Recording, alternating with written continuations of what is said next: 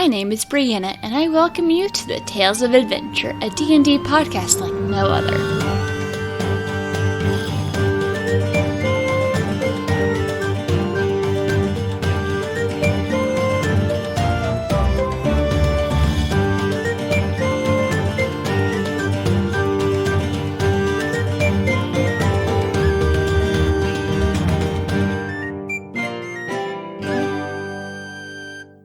Hi, I'm Ika, or Ika Kid.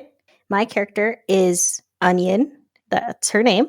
You can find me at Ika_kid at twitter.com.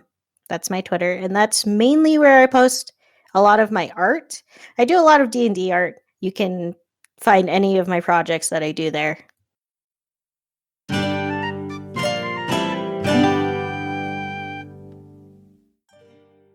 That was very sneaky there. I almost didn't catch it, but I must request that you put that back. I don't know what you're talking about. I just picked it up so I could look at it. And then you put part of it in your pocket and put the rest of it back on the counter, hoping no one would notice. Like I said, it was very smooth. I almost didn't catch it. Fine. Don't worry, you're not in trouble. Then I can keep it. No. Oh. Fine. I guess I'll put it back. I'm doing this more for your benefit. The owner of that particular item gets very angry when the stuff gets stolen, and it doesn't end well for the thief, no matter how clever they are. Well, in my defense, I don't really have to be clever, I just have to be fast. True. But when you're stealing from a warlock, you have to be both. And even then, it's really hard to catch him, because his patron is also a trickster. Touche. Fine, I guess I'll put it back. I've had enough dealing with warlocks anyway. My name is Isra, by the way. What brings you here? Nice to meet you. I'm just looking around, trying to find things. Onion. Pleasure to meet you. Are you here by yourself or traveling with people? Well, I was traveling with some people, but we recently split off. It was just a traveling party, so it's just me now. It's rough being on your own, but I'm sure you'll find your way. You seem very clever and very tricky. I hope I am. It's how I've survived this long. Have you been traveling, living on your own for a long time then? Not a long time, just long enough. I'm kind of new to being out on my own. It's not an easy thing to get used to. Do you have no family you can stay with? Not anymore. I left of my own accord. Well, sorry to hear that. You mentioned something about getting in trouble with warlocks before. Yes, well, I guess I'm not sure if it was a warlock or something else, but I mean, it's a long story. Dating is messy, and I'm not one to kiss and tell. I have some time to go. Would you like a drink? Yes, please. I'd love that, thank you. Alright, I'll have a round of drinks, and what are you having? Whatever you're having. Alright, 2 meads then. Thank you, by the way. It's no trouble, you look like you could use a friend, even if it's for a little while. You don't know the half of it. Why don't you tell me about it? Start from the beginning. I'm a good listener, and I'm good at keeping other people's secrets. If you don't want anyone to know something, you'll never know. I think I need another drink before I do that. I mean, well, it's a long story, and I don't think you'd believe me anyway, so... I've heard some rather crazy things in my time, trust me. You promise you won't tell anyone or get guards or send word back to... Anyway. Unless you're planning on destroying the world or taking over a small country, you're fine. And then it depends on the country. Well, so, so I'm gonna sound crazy, but for starters, Onion's not my real name. I had a feeling. Also, you don't need to worry about being overheard. This reading here, it helps create a sort of distortion. No one will be able to hear quite what we're saying. Oh, thank the gods. Then, okay. Well, the reason why Onion was a nickname given to me by my best friend. They saw me in I should just start from the beginning, shouldn't I? It's a good place to start, and I'm sure Well. they have plenty of drinks to keep us going. Should hope so. Well, my name is Allie. Full name is Duchess Allium Helia Rosalie Narantham. You're the one who survived. The one who escaped. There's been people wondering where you are. Yeah, I know they are. And I'm hoping you don't tell them, because I like keeping my head. I like my head firmly on my shoulders and not in a basket. I can understand that, and I assure you I am not on particularly good terms with the people looking for you, so I'm really good at pretending like I don't know anything. That's really good, because I'm also not on good terms with them. What happened? Well, I'm sure you don't look like the type of person who lives under a rock, but... Yes, I've heard the story circulating around, but you were there, so I imagine there's a bit more to your tale than there is to theirs. Yeah. It started when I was... God, I don't remember how old I was. Too young, probably. It's just one summer, my parents told me that we were going to move to the capital. And so we did, and since I was of age, we were going to have my debut ball that summer. Normally a special occasion, but I'm guessing it wasn't that wonderful for you. No, it was the best time of my life, actually. I ended up having it at the Royal Palace, which is wonderful. It was grand, and I don't know, it was something I didn't dream of. I thought I was just going to have it in my house in the country where not many people would show up, but it would still be a ball, you know? And to my surprise, the Crown Prince showed up. That's not something that happens every day. No, it wasn't. I was so surprised when he came over to wish me a happy birthday and to congratulate me on my coming out ball, and it was like a fairy tale. He danced with me and we chatted all night.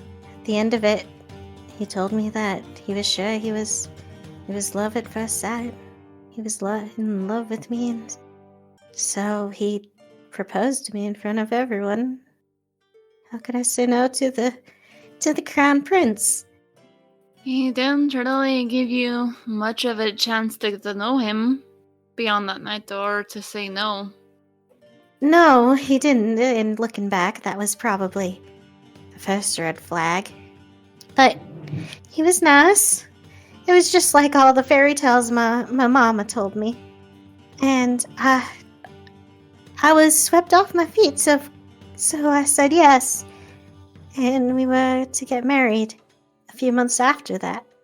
It wasn't until the day of our wedding that I found out that the royal family had planned it all. I knew a little bit about the rebellion and some of the uprisings in the country, and I didn't think that I had anything to do with it because my family was out in the countryside by the sea, and we treated all our people fairly and nicely. We didn't hear anything about it. We just heard word and gossip and rumors, and then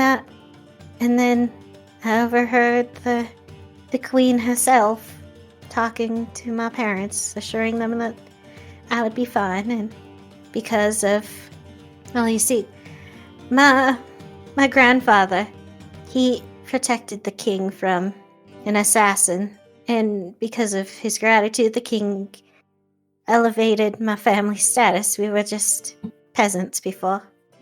Of course, I wasn't alive for this, but so we haven't been with the title for long. We're nouveau riche, as you could call us. And for the prince to marry me, it was a lot like a political alliance of a sort. And when I confronted my mother about this, she just told me to smile and stay cheerful and to do my duty. It must have been a rather unpleasant turn of events going from the best night of your life to... Sounds like they treated you rather like a pawn. Not necessarily your parents, but it's like the king and queen gave you and your family not much choice. No, they didn't. But what could I do at that point? So many people were already at the wedding, and so I just steeled my nerves and walked down the aisle. At least my dress is pretty. I take some comfort in that. But after the wedding, we went to one of the smaller palaces to the south, and he left me there. Just left you by yourself? Well, we both stayed at the palace, but I stayed to myself. I had my own room, and he stayed to himself. I mean, I was 16, so... Not exactly how one pictured marriage. No, me either. It wasn't until we were at the altar, and he didn't kiss me. He kissed my forehead, and I realized that everything he had said was a ploy. My mother had told him how much I love fairy tales, and he's a very good actor. I'll give him that. Starting to see why you don't particularly like the royal family. No. Is it that obvious? You have more reason than most to dislike him. Well, other than that, yeah, they weren't very kind to me. If you want my opinion on that, they weren't very nice. The king was I would always curtsy and address him, but he would never look at me. The queen addressed me once, with great shame, but that's later. I'm getting ahead of myself. After the honeymoon, if you could call it that. At this point, it's just signaling for another round, and also signaling for some food, because there might be a few more rounds after this. Anya just keeps her hands in her lap, her ankles crossed, and plays and twists a ring on her ring finger under her glove, nervously. You still wear the ring?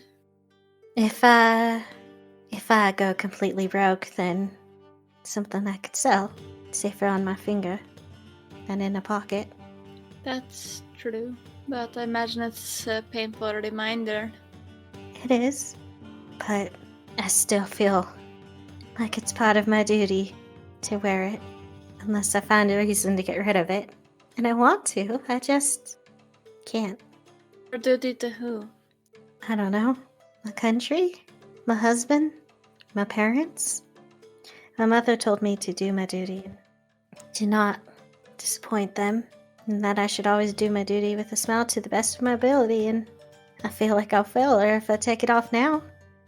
If you don't mind me asking, what happened with the revolution? Well, what happened was, after we got back from our honeymoon, things didn't change. People were still uprising, people were still upset. They told me to stay in the palace to keep me safe, and I personally think it was because they didn't want to be seen in public with me.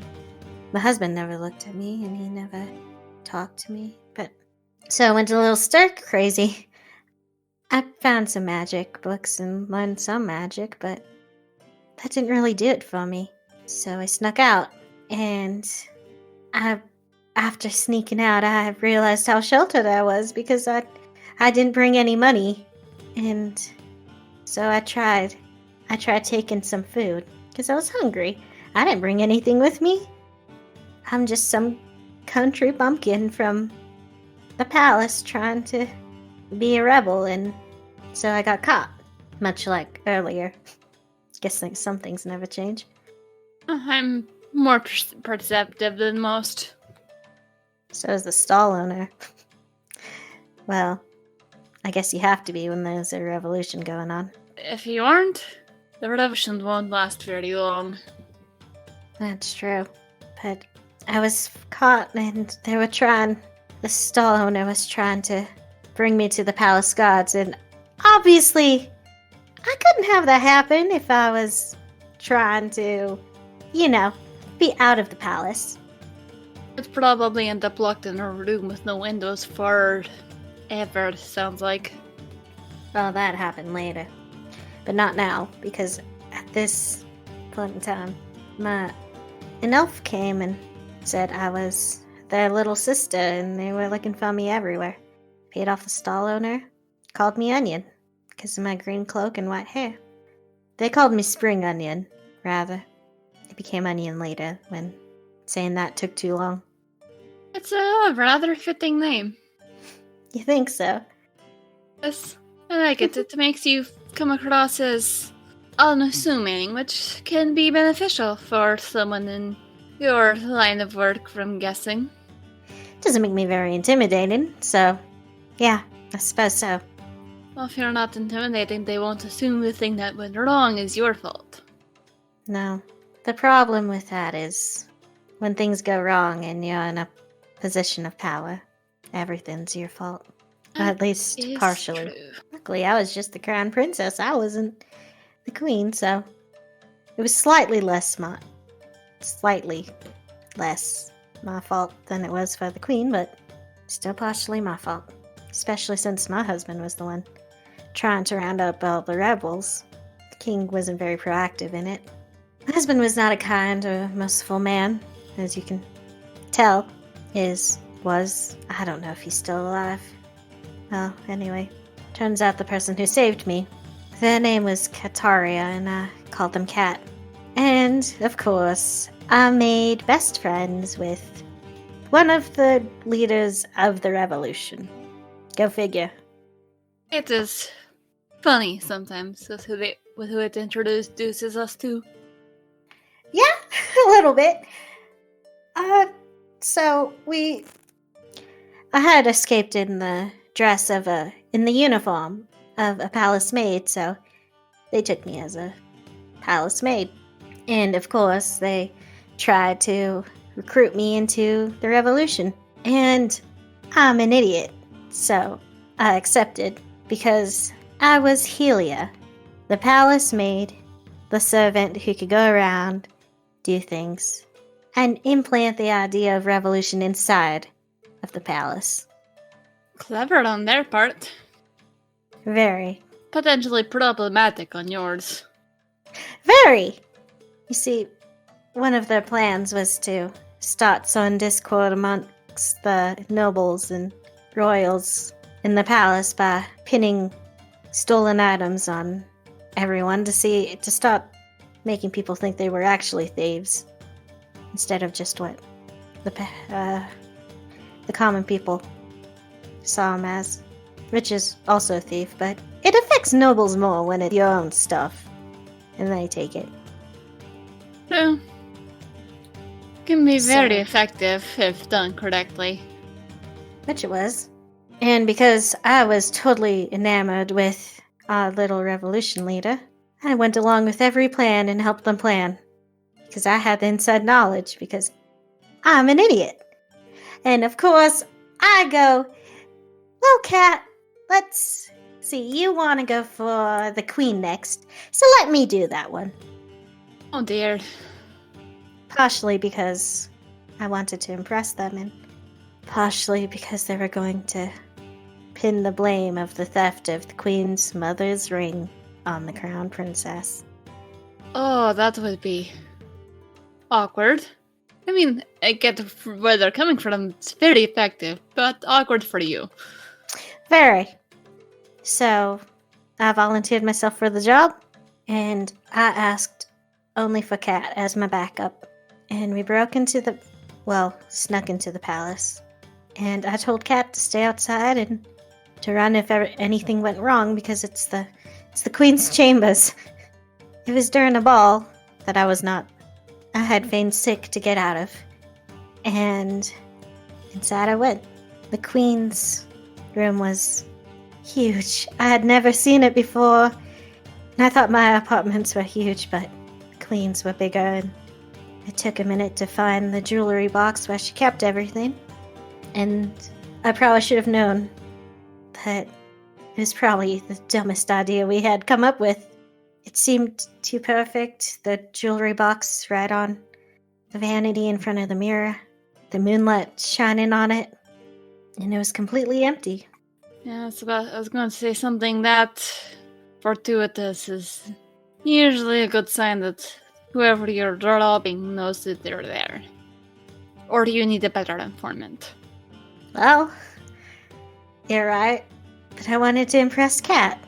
Because right before this, I was filled with hubris and all sorts of things. And right before I had gone into the Queen's apartments, Cat had... You need a minute? No, I'm just... Well, anyway, Cat just pulled me in for a cruise. Esther just kind of reaches over and gently puts her hand on Onion's shoulder. Onion is bright red. Her hair kind of floofs out. Like a Ghibli movie. Oh, I love it. Well, Cat pulled me in and told me that if anything should happen, that they will read about me and I should get out of there and they'd take care of it. Because they loved me. Love me? I don't know. He kissed me. And Onion just puts her face in her hands and goes bright red with more hair floof. Esther just pats her shoulder and doesn't look directly at her to relieve some of the pressure, while just subtly shooing away the barkeep for a second. Anyway, that's not important. What's important is, I got the ring, and I blacked out. Oh dear. Yeah, it was fun. I had a real great time. Because when I came back too, I was at the front of the throne, in front of the Queen, the King, several nobles, my husband, inside a cage. And I thought I could talk my way out of it. But when I tried talking, a hunk came out, and I looked at the polished marble floors, and I wasn't me. I was a bloody goose. Oh my. They were very unhappy. Yeah, at this point they didn't know who I was, which is good. They were probably planning to eat you.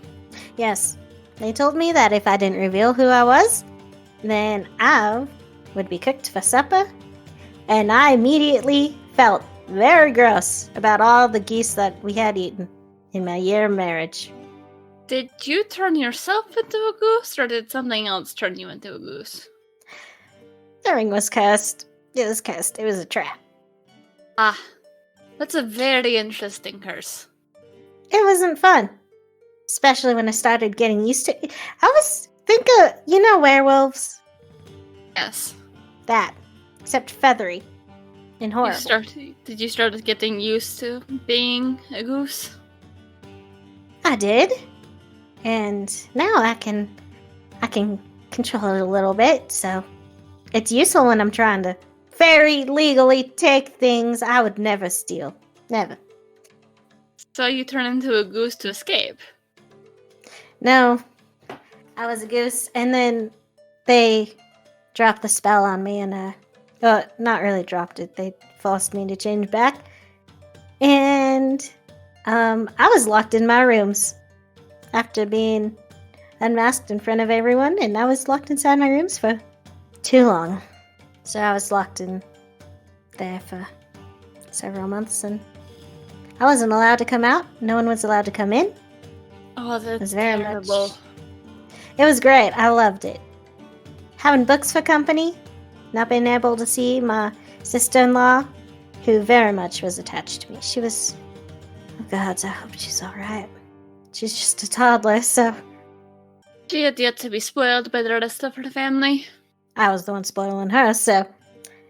I don't know if that really counts. Different meaning of the word, but I'm sure she missed you. Yeah, I could hear her voice sometimes. She'd slide me drawings under my door before I would hear her shooed away by the nursemairies. And it was lonely. Very lonely. I was locked in my room for my apartments for... I don't even know. I lost track after 3 months. However, did you escape? Well, Kat had given me some thieves' tools and a lockpick that, before all this had happened, and I had kept them in my room in case I needed them. But I was just so ashamed and tired of being me that I didn't really have a will to use them. My husband came to me one night and told me that the only way I could restore my honor was producing an heir.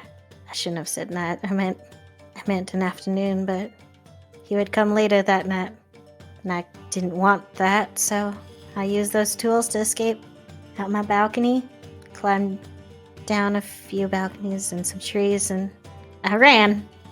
It's probably better than my first reaction would have been, which would be castrating him, which is not the best thing to do when you're imprisoned. No, not at all. I thought about it. I will say I thought about it, but... He probably would have deserved it, but you probably would have died. Probably. But, yeah, it was still my duty, but I guess it's my duty as the crown princess to produce an heir, but I didn't want to. So I ran to my parents' house, but word had already gotten to them that I had escaped because it takes a while to... I'm short. I have short legs. That's true. And I hope you forgive me for saying, but I mean this in the best way possible, but you were more of a pawn to them than a crown princess. That's how they treated you. So if you ask me, you owe them nothing. I don't. I realize that now. At the time, though, it was all I had. You were more focused on surviving, which I can respect that. You have to survive before you can work through all the trauma they put you through. Yeah, that's a good word for it. Because, long story short, after my parents found out that I'd come over there, they sent me back. The carriage got overturned by a bunch of revolutionaries because apparently Kat thought I died, which is a fair assessment. Definitely would have been a possibility. Sure would have been.